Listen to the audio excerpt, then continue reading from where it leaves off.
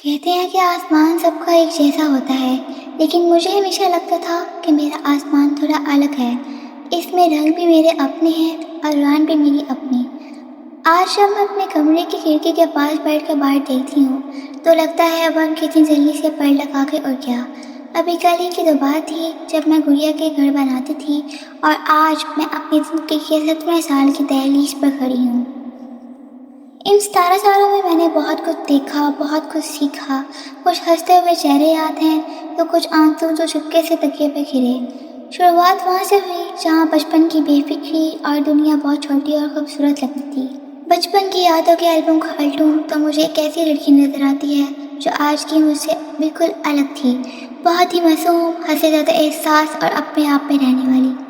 مجھے یاد ہے کہ میں بہت جلد گھبرا جاتی تھی، جیسے دنیا کا یہ شور میرے لیے بنا ہی نہ ہو۔ بات بات پر آنکھوں میں آنسو آ جانا میری عادت تھی۔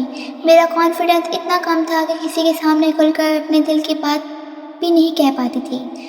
جب دوسرے بچے بالکل باہر گلی میں کھیل رہے ہوتے تو اکثر گھر کے ایک کونے میں بیٹھ کر اپنی ہی دنیا میں مگن رہتی۔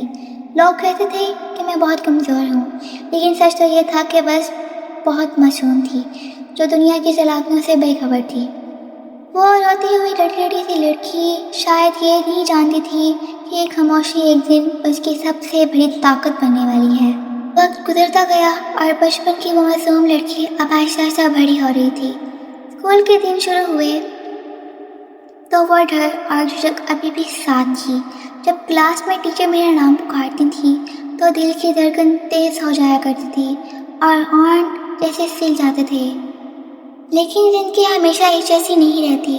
دھوپ کے بعد جیسے چھاؤں آتی ہے، ویسے ہی میرے اندر ایک تبدیلی نے جنم لینا شروع کیا۔ میں نے محسوس کیا کہ میری خاموشی میری کمزوری نہیں بلکہ میری طاقت ہے۔ میں نے لکھنا شروع کیا، اپنے احساسات کو کاغذ پر اتارنا شروع کیا، کیوں نہ کہ جو باتیں میں بول کر نہیں کہہ پاتی تھی وہ میرا قلم کہہ دیتا تھا۔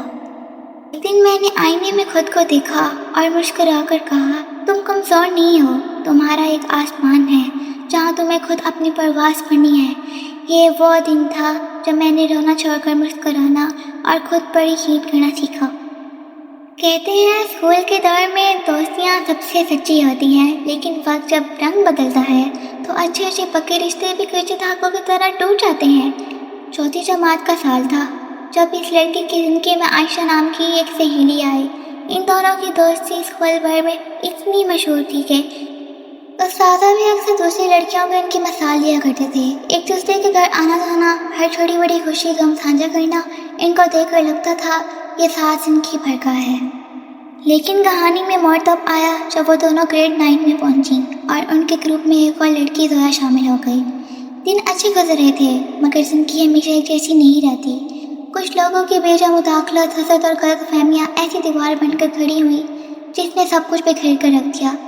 اس معصوم لڑکی کو ایک ایسے تنازع میں گھسیٹ لیا گیا جس کا حقیقت سے کوئی واسطہ ہی نہیں تھا۔ ایسے ذہنی طور پر شدید پریشان اور بلیک میل کیا گیا۔ اس مشکل وقت میں جب اس سے سب سے زیادہ ایک مخلص دوست کے کندھے کی ضرورت تھی، اس نے عائشہ کی طرف دیکھا۔ وہ امید لگا کر بیٹھی تھی کہ عائشہ اس کا ساتھ دے گی، لیکن مشکل وقت کا یہ تلخ سچ ہے کہ اپنے سائے بھی ساتھ چھوڑ جاتے ہیں۔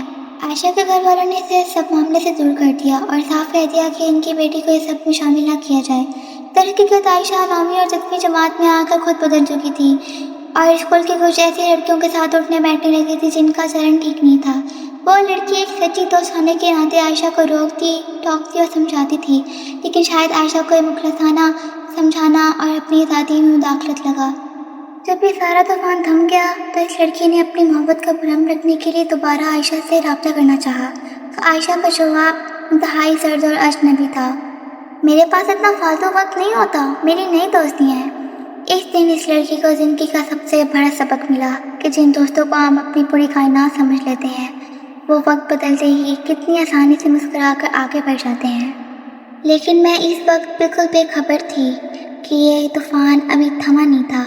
زویا اور عائشہ کے اس دغا باز کھیل کے پیچھے ایک ایسا چہرہ چھپا تھا جس کا نام سامنے آتے ہی میرے پیروں تلے زمین نکلنے والی تھی۔